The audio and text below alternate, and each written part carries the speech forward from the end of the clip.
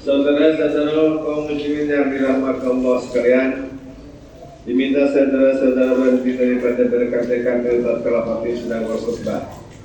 Karena menurut hadis Rasulullah Sallallahu Alaihi Wasallam yang telah diriwayatkan oleh Abu Hurairah radhiyallahu anhu bermaksud, barang siapa berkata-kata tatkala khotib sedang berkhutbah, walaupun memperingatkan sahabat dengan perkataan diam sekalipun, niscaya sia-sia bahwa sembahyang pada umatnya. Maka terakhir itu diam mendengar dengan hormat untuk beroleh keberkatan di dunia dan di akhirat, insyaallah.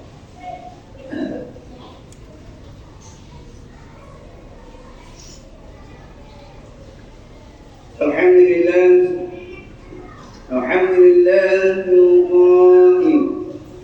Bismillahirrahmanirrahim. Inna anzalnahu fi lailatul qadr wa ma adraka ma lailatul qadr. Lailatul qadri khairun min alfi syahr. Tanazzalul malaikatu war-ruhu fiha bi'izni rabbihim min kulli amr. Salamun hiya hatta matla'il fajr. Asyhadu an la ilaha illallah wahdahu la syarika lahu wa asyhadu anna sayyidina Muhammadan 'abduhu wa rasuluh. Allahumma shalli wa sallim ala sayyidina Muhammad wa ala alihi wa ashabihi ajma'in. Amma ba'd. Ya ibadallah, ittaqullah, usikum wa iyaya bittaqullahi wa qadar muttaqun. Qala Allah ta'ala fi kitabihil aziz. Ya ayyuhalladzina amanu athi'u Allah wa athi'u Rasul wa ulil amri minkum. Fa in tanaza'tum fi shay'in farudduhu ila Allah war Rasul in kuntum tu'minuna billahi wal yawmil akhir. Dzalika khairun wa ahsanu ta'wila. Surah An-Nisa ayat 29 yang bermaksud, wahai orang yang beriman, taatlah kamu kepada Allah dan taatlah kamu kepada Rasulullah dan kepada ulil amri, yaitu orang yang berkuasa daripada kalangan kamu. Kemudian jika kamu berbantah-bantah yakni berselisihan dalam sesuatu perkara, maka hendaklah kamu mengembalikannya kepada kita Allah, yaitu Al-Quran dan As-Sunnah Rasulnya, jika kamu benar-benar beriman kepada Allah dan hari akhirat. Yang demikian adalah lebih baik bagi kamu dan lebih elok pula kesudahannya. Sidang jemaat yang dirahmati Allah SWT, marilah kita meningkatkan ketakwaan kepada Allah Subhanahu wa Ta'ala dengan bersungguh-sungguh melaksanakan segala perintahnya dan meninggalkan segala larangannya. Mudah-mudahan kita mendapat rahmat dan keberkatan hidup di dunia dan di akhirat. Khutbah pada hari ini akan menyentuh berkenaan tajuk yang dikejar tidak dapat, yang digendong berjejeran. Ma'asyiral muslimin rahimakumullah. Sesungguhnya masa berlalu begitu pantas sehingga Ramadan sudah pun hampir meninggalkan kita. Ia adalah merupakan bulan yang sangat istimewa melebihi bulan-bulan lain. Setiap amalan pahala yang kita lakukan akan diberikan ganjaran berlipat kali ganda. Ia adalah bulan yang direbut oleh orang-orang soleh karena rahmat dan keampunan yang diberikan oleh Allah Subhanahu wa Ta'ala.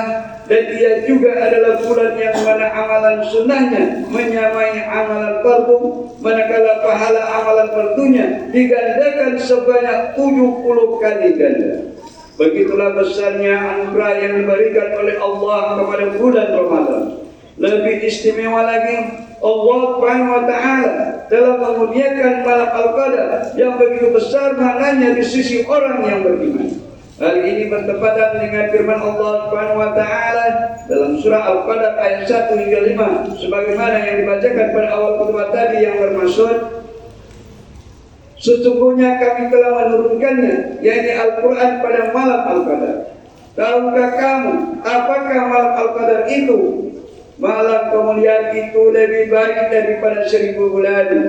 Pada malam itu turun para malaikat dan Jibril dengan izin Tuhan mereka karena membawa segala perkara yang ditakdirkan berlaku pada tahun yang berikutnya.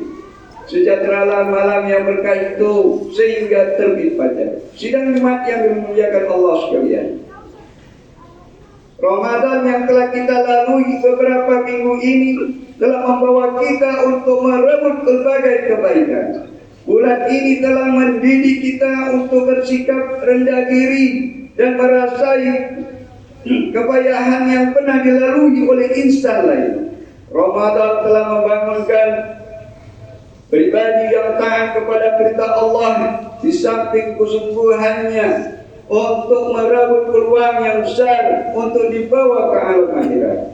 Diwariskan daripada Abu Hurairah radhiyallahu anhu, Rasulullah sallallahu alaihi wasallam pernah bersabda yang bermaksud salat 5 waktu hari Jumat ke Jumat yang berikutnya dan Ramadan ke Ramadan yang berikutnya akan menghapuskan dosa-dosa di antara tempoh tersebut sekiranya seseorang itu menjauhi dosa-dosa besar. Berdasarkan daripada hadis ini, marilah sama-sama kita merenung dan bermuhasabah diri. Bagaimanakah kedudukan kita sebelum memasuki Ramadan dan kini bagaimanakah pula keadaan diri kita setelah hampir berakhirnya bulan yang begitu besar keistimewaannya di sisi Allah Subhanahu wa taala ini. Pepatah Melayu ada mengatakan, yang dikejar tidak dapat, yang digendong berceceran. Khatib ingin mengajak kita semua untuk melihat perbandingan dan kesedaran di antara umat Islam pada hari ini dan kehidupan umat Islam yang terdahulu. Kelompok umat Islam yang terdahulu pada zaman salafus saleh sentiasa menjadikan bulan Ramadan sebagai bulan yang mereka akan kosongkan waktunya untuk mereka tumpukan pada hal yang berkaitan dengan ibadah. Al-Imam Asy-Syafi'i dan mereka yang sezaman dengannya menghabiskan masa sepanjang hari untuk mengkhatamkan bacaan Al-Quran. Sejarah menyebutkan bahawa Al-Imam Asy-Syafi'i pernah mengatakan bacaan Al-Quran sehingga 60 kali di dalam bulan Ramadan. Kesemua ini berlaku karena kemanisan ibadat yang dikejar dan tidak mau dilepaskan dengan begitu saja. Muslimin yang dirahmati Allah sekalian, orang soleh dalam kalangan umat Islam yang terdahulu, mereka menghidupkan siang dan malam pada bulan Ramadan dengan solat-solat sunat, zikir, membaca Al-Quran dan lain-lain amalan. Semakin hampir menuju ke penghujung Ramadan, semakin mereka merasa sedih dan berat hati karena akan ditinggalkan bulan yang penuh berkah ini. Akan tetapi budaya tersebut semakin lama semakin tenggelam dalam kehidupan umat Islam pada zaman ini. Segelintir umat Islam pada zaman ini berada pada keadaan yang sebaliknya. Semakin mereka menghampiri ke penghujung bulan Ramadan, maka semakin bertambah gembira hati dan jiwa mereka karena asyik dibuai dengan persiapan menyambut ketibaan bulan Syawal. Mari kita bertanya pada diri kita sendiri, adakah di sepanjang bulan Ramadan ini kita telah berjaya melakukan perubahan dalam diri kita? Rasulullah SAW pernah mengingatkan bahwa sepatutnya amalan berpuasa itu mampu menjadi penting terhadap perubahan diri seorang manusia. Sebagaimana yang diriwayatkan daripada Abu Hurairah radhiyallahu anhu bahwa Rasulullah SAW pernah bersabda yang bermaksud, puasa adalah perisai. Maka orang yang berpuasa itu janganlah berkata keji dan janganlah bertindak jahil. Dan jika ada seseorang yang ingin mengajaknya untuk berkelahi atau memakinya, maka katakan kepadanya, sesungguhnya aku sedang berpuasa. Baginda ulang sebanyak 2 kali. Hadis riwayat Al-Imam Al-Bukhari. Hadis ini menjadi dalil bahwa ibadat puasa sepatutnya melindungi orang yang berpuasa daripada mengikut hawa nafsu dan berbagai perbuatan maksiat ketika di dunia. dan di akhirat ia menjadi pelindung daripada azab api neraka. Sebaliknya, bagi orang yang gagal melindungi dirinya daripada perbuatan maksiat, maka puasanya gagal menjadi ibadat yang bernilai. Puasanya itu tidak dapat melindunginya daripada perbuatan maksiat, menzalimi orang lain, memaki hamon, mengumpat dan bercakap kotor. Kelakuan sedemikian boleh menyebabkan puasanya menjadi sia-sia dan boleh membawa kepada pembahasan azab siksa di akhirat kelak. Allah Subhanahu wa taala tidak akan mengubah keadaan seseorang itu sehingga perubahan itu bermula dari dalam diri mereka sendiri. Nilai perubahan sikap inilah yang diinginkan oleh Allah Subhanahu wa taala melalui amalan berpuasa.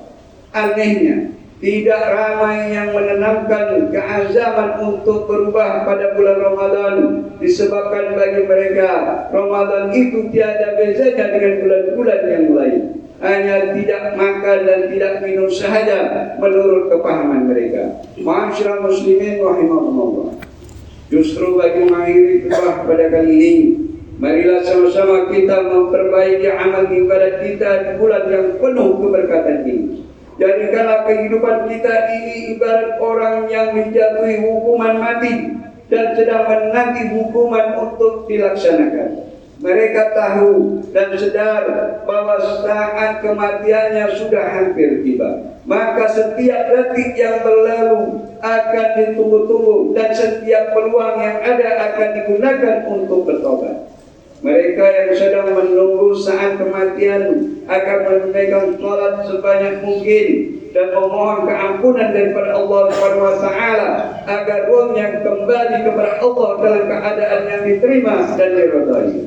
Begitulah perumpamaan yang sepatutnya dirasakan oleh orang Islam dalam melaksanakan ibadat pada bulan Ramadan ini. Seolah-olah ia adalah Ramadan yang terakhir di dalam hidup kita. Hanya yang tidak kita ketahui adalah bila akan tibanya ajal kematian.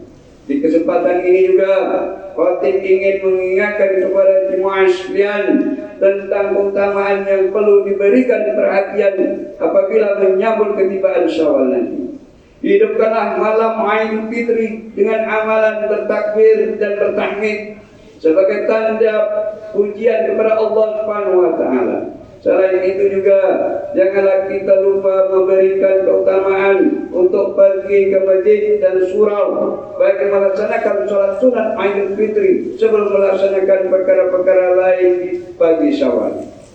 Ini semua adalah merupakan tanda kejayaan kita setelah hampir sebulan berada dalam terbiak bulan Ramadan. Firman Allah Subhanahu wa taala dalam surah Al-Baqarah ayat ke-185. A'udzu billahi minasyaitonir rajim.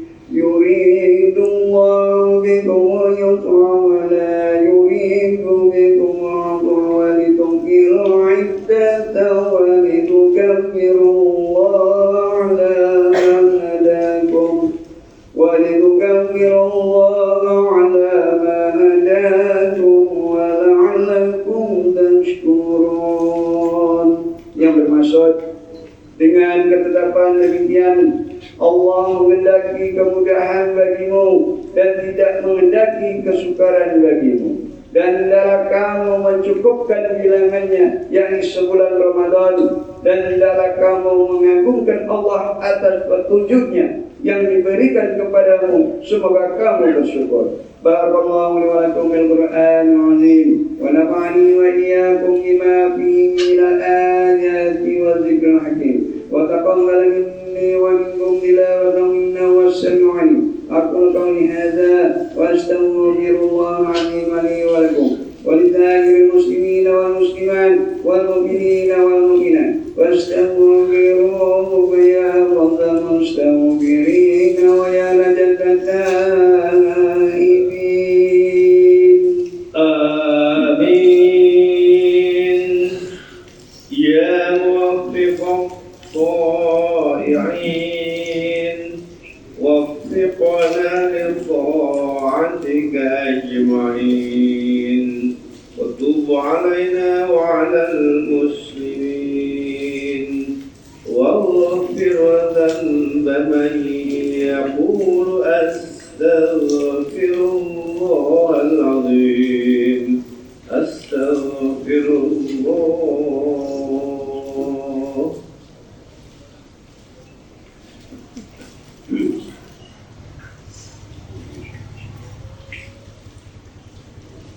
الحمد لله حمدا كثيرا كما أمر. أشهد أن لا إله إلا الله وحده لا شريك له إقرارا بربوبيته وإكراما لمن جحد به وكفر. وأشهد أن سيدنا محمدا سيد البشر صلى الله على سيدنا محمد وعلى آله وصحبه من تطلع العين بنظر وأذن بخبر. أما بعد فيا عباد الله اتقوا الله فيما أمر وانتهوا عما نهاكم عنه وزجر. Wahai Allah, ingatlah bahwa dunia ini adalah tempat tumpangan untuk sementara. Akhirat juga adalah sebenarnya tempat yang kekal untuk selama-lamanya. Oleh itu, marilah kita bertakwa kepada Allah untuk mendapatkan kebahagiaan serta menyelamatkan diri daripada siksaan api neraka. Allah berfirman dalam surah Al-Anzab ayat 56, Inna Allah wa malaikatahu yusalluna 'alan nabi ya ayyuhalladzina amanu sallu 'alaihi wa sallimu taslima. Yang bermaksud, sesungguhnya Allah dan malaikatnya berselawat yang memberi segala penghormatan dan kebaikan kepada Nabi Muhammad SAW. Wahai orang yang beriman, berselawatlah kamu kepadanya serta ucapkanlah salam sejahtera dengan penghormatan yang sepenuhnya. Allahumma shalli wa sallim ala sayyidina Muhammad wa ala ali sayyidina wa maulana Muhammad. Marilah kita bermohon kepada Allah Subhanahu wa taala semoga Allah meridai khalifah-khalifah Rasulullah sallallahu alaihi wasallam, yaitu Sayyidina Abu Bakar As-Siddiq radhiyallahu anhu, Sayyidina Umar bin Khattab radhiyallahu anhu, Sayyidina Uthman bin Affan radhiyallahu anhu, dan Sayyidina Ali bin Abi Thalib radhiyallahu anhu, dan sahabat-sahabat baginda yang sama-sama berjuang menegakkan agama Allah yang Maha Suci ini radhiyallahu anhu.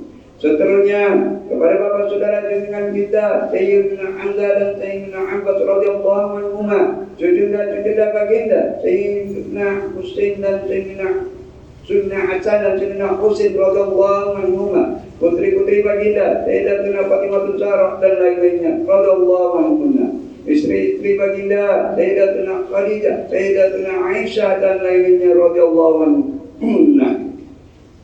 Kepada sekalian keluarga, sahabat-sahabat, pengikut-pengikut sahabat radhiyallahu anhum dan yang menuruti mereka itu dari semasa ke semasa hingga hari kiamat. Allahumma ighfir lil muslimin wal muslimat wal mu'minin wal mu'minat al ahya'i minhum wal amwat. Ya Allah, ampunkanlah sekalian kaum muslimin dan muslimat, mukminin dan mukminat, sama ada yang masih hidup ataupun yang telah meninggal dunia. Ya Allah, peliharakanlah akidah kami yang melandaskan akidah Ahlussunnah wal Jamaah, aliran Al-Asy'ariyah dan Al-Maturidiyah.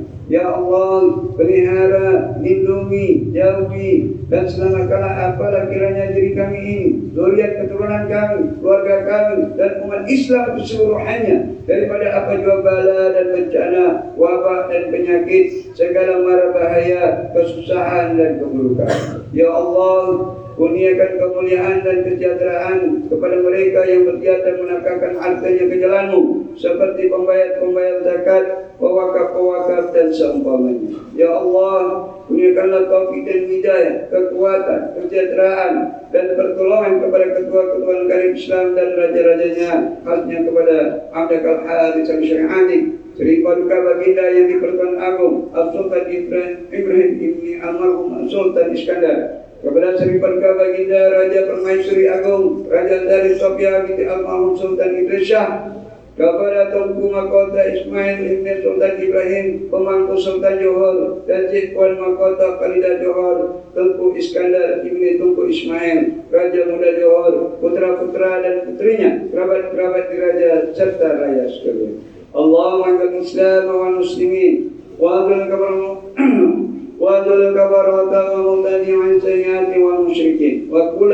من والد اللهم بني عموم المسلمين وكتيبنا عن المدينين وأنزل خلاص المديونين واجعل هذا البلد آمنا مطمئنا رخيا وسائر بلاد المسلمين آمين يا رب العالمين. اللهم انت بسلامة والعافية لنا ولعبيدك الحجاج والهداة والمسافرين ببرك وبرك وجوك من أمة محمد أجمعين. اللهم لقنا وذرياتنا وأمنا وطلعنا جنة مع أبرار يا عزيز يا غفار يا رب العالمين. ربنا هب لنا من أزواجنا وذرياتنا قرة أعين واجعلنا للمتقين إماما. ربنا اغفر لنا ولوالدينا الذين سبقونا بالإيمان ولا تجعل في قلوبنا غلا للذين آمنوا ربنا إنك رؤوف رحيم. ربنا آتنا في الدنيا حسنة وفي الآخرة حسنة وقنا عذاب النار والحمد لله رب العالمين. عباد الله إن الله يأمر بالعدل والإحسان وإيتاء ذي القربى وينهى عن الفحشاء والمنكر والبغي يعظكم لعلكم تذكرون. واذكروا الله العظيم يذكركم واشكروه على نعمه يزدكم ولذكر الله أكبر والله يعلم